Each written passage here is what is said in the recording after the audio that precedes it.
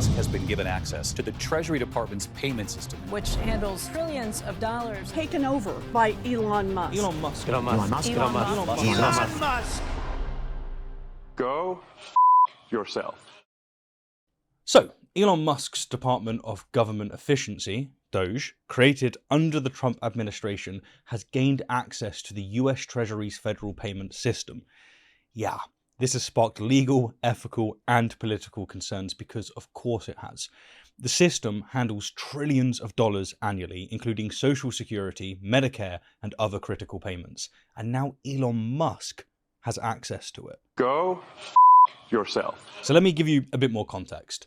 Here's a quote from AP News. The Department of Government Efficiency has reportedly obtained access to confidential Treasury information, including the payment systems of Social Security and Medicare. Let's just get straight to the heart of why this is such a major problem.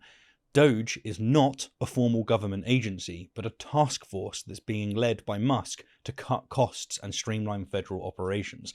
In a nutshell, it shouldn't have access to this data. It should only get some of this data from a different resource. It really cannot be stated just how unprecedented and dangerous this is.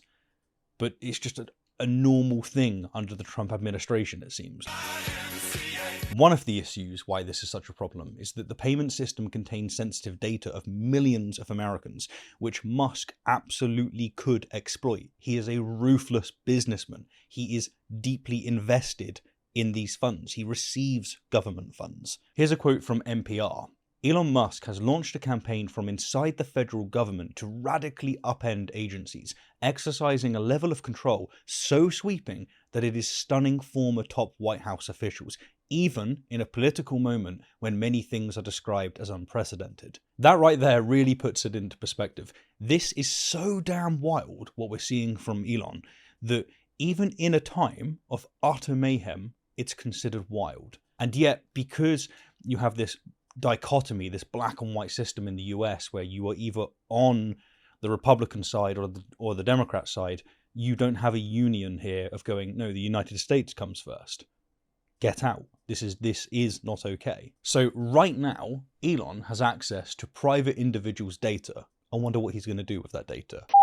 Yourself. In any case, as a consequence, he now exerts excessive influence over public institutions. He sees their accounting, their paybook. He sees all of the details that no other private business that is operating and competing in this space can see. If it's not already clear, the lack of congressional oversight makes this initiative extremely dubious. This might well lead to policy changes driven by corporate interests rather than public welfare, which, as we know from Trump, as we know from Elon, they do this. They are ruthless capitalists, like the worst of the worst when it comes to corpocracy. I think one of the people that have done a good job of expressing the concern here is Senator Ron Wyden. He expresses, to put it bluntly, these payment systems simply cannot fail. He's talking about the payment systems which Elon now has access to, and any political motivated meddling in them risks severe damage to our country and the economy. Here, Wyden is warning that Doge's involvement could lead to politically motivated interference. It will, in payments approved by Congress. Now, one of the biggest issues here is that you have ruthless businessmen in control, which it sounds amazing. I can see why so many in the US wanted to vote this in. It's ruthlessly capable of cutting all of the things that you don't want. But just put it this way, while corporate companies can take massive risks and get massive rewards, they can go bankrupt. And if they go bankrupt, they can get bailouts from the government. They don't, they don't die, right? Like, it's not like an existential threat. It's bad for the individual that owns the business. But guess what? That's not true of the government. The government can't go bankrupt. If it goes bankrupt, if this stuff goes wrong, this is delicate stuff that now a ruthless individual has access to under unprecedented circumstances. It cannot be overstated just how bad this is. To come at it from another ethical point of view, here's a quote from Richard Painter, an American lawyer, professor, and a political candidate. He says, quote, "He may not participate in any United States government matter that has a direct and predictable effect on his financial holdings." Like, no matter what your politics are, Surely you can agree with that. The issue should be clear to anyone with eyes to see. Musk's involvement raises serious conflict of interest concerns due to his business empire, due to Tesla, due to SpaceX, due to him being intimately involved with where your money, your tax money goes. He enjoys government coins. He has for a long time, and now he's been put in charge of this. It is utterly insane, pure oligarchy. This whole thing undermines the principle of government impartiality by allowing a private entity to wield influence over public funds.